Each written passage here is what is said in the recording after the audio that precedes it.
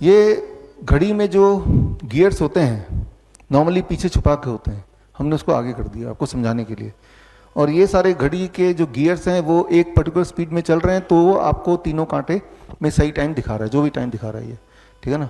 अभी तो खैर अलग से टाइम दिखा रहा है, मान लेते हैं सिंपली कि वो इनके घड़ी के स्पीड को जो मैनेज कर रहा है इन कांटों को, पीछे ये गियर है।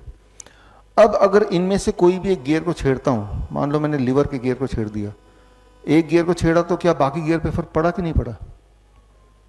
पड़ेगा ना।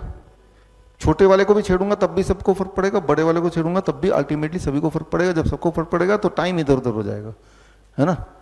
तो टाइम को डिस्टर्ब करने के लिए सारे गियर को छेड़ने की जरूरत नहीं, किसी एक को भी छेड़ेंगे तो भी आपका टाइम गड़बड़ हो जाएगा, है ना।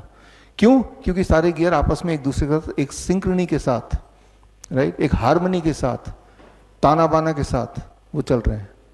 ठीक इसी प्रकार हमारे बॉडी में अलग अलग ऑर्गन्स हैं, जैसे यहाँ पे इसको हार्ट बोल रहा हूँ मैं, इसको पेनक्रियास बोल रहा हूँ, ये ब्रेन है, लेकिन ये आपस में भी एक दूसरे से कनेक्टेड है। ठीक उसी प्रकार हमारे बॉडी में भी हार्ट है, ब्रेन है, किडनी है, सब आपस में एक दूसरे से कनेक्टेड है। और जब ये जो आपस का जो ताना बाना है, इसे बोलते हैं circadian clock of the body, right. इस सर्केडियन क्लॉक को अगर आपने छेड़ा तो आप में बीमारी आ जाती है, सिंपल। जिस तरह से मान लीजिए यहाँ पे ऑर्केस्ट्रा है, यहाँ पे म्यूजिशियन बैठे हैं, गिटार वाला भी है, पियानो वाला भी है, तबले वाला भी, बांसुरी वाला भी है। अब जब वो बजा रहे हैं आपस में एक दूसरे के तालमेल के साथ बजा रहे हैं, तो जो आपको सुनाई दे रहा है उसे हम बोलेंगे म्यूजिक। अब इमेजिन कीजिए इनमें से जो बांसुरी वाला पीछे बैठा उसको मैं छेड़ देता हूँ, डिस्टर्ब कर देता हूँ। जब वो डिस्टर्ब हो गया बाकी भी थोड़े थोड़े डिस्टर्ब हो गए, बजा सब रहे हैं अभी भी पूरी ताकत लगा के, लेकिन अब जो आपको सुनाई देगा what it will be called? Not music, it should be called as noise. Noise और म्यूजिक में इतना ही फर्क है कि आपस का ताना बाना लॉस्ट हो गया। ठीक उसी प्रकार आपके बॉडी के सारे ऑर्गन जब एक दूसरे की सिंक्रोनी में काम करेंगे, हार्मनी में काम करेंगे, आपकी जीवन को बोलेंगे म्यूजिक। लेकिन वो हार्मनी लॉस्ट हो जाएगा तो आपका जीवन हो जाएगा नॉइज, यानी कि बीमारी। अच्छा, तो हम सब तो बीमार हैं ही। जिसको मैं पूछ रहा हूँ, कोई बोल रहा है मेरे इधर दर्द होता है, कोई बोल रहा है मैं थका सा रहता हूँ, वीकनेस है, कोई बोल रहा है मुझे यहाँ घाव है वो भर नहीं रहा है। कुछ ना कुछ तो बीमारी है ही आपको।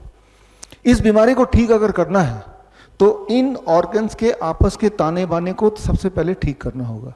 Time as medicine. कैसे ठीक करेंगे? बहुत ही सिंपल है। Don't eat after sunset. सूर्य के बाद खाओ मत। एक एग्जाम्पल से समझा देता हूं मैं आपको। आप कभी आधी रात को उठते हैं, प्यास लगती है, किचन जाते हैं, तो आपने नोटिस किया होगा कि चूहे की कुतरने की कुछ आवाज आपको अक्सर सुनाई देती है ना। चूहा एक्टिव होता है रात को, दिन में नहीं होगा, रात को होगा, आधी रात को जब सब सो जाते हैं।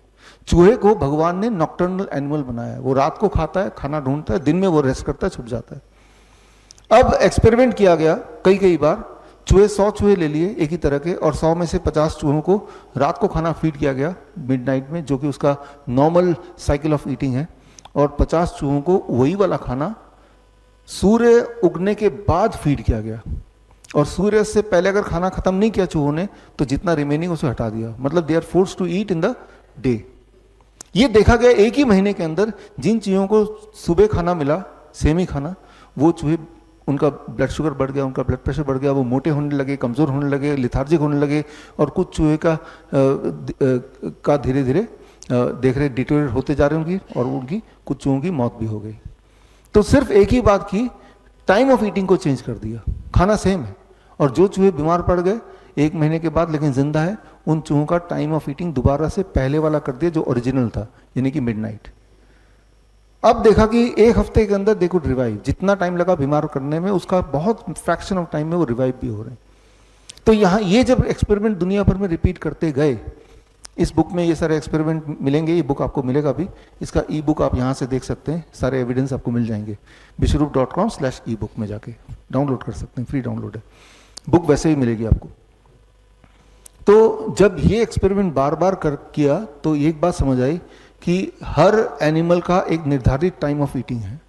उस ब्रैकेट के बाहर अगर खाएंगे तो ये जो आपस का जो बॉडी क्लॉक है, कनेक्शन है, वो बिगड़ जाएगा, एंड उससे कैंसर होता है, हार्ट डिजीज होता है, बीमारियां सारी होने लगती हैं। उसको दोबारा ठीक कर दो, बीमारियां गायब होने लगती हैं। Very very simple science. इसे कहते हैं circadian clock of the body. बड़ी से बड़ी बीमारी का आसान से आसान इलाज घर बैठे ही हो सकता है। अधिक जानकारी के लिए कांटेक्ट करें nearest doctor BRC clinic @home।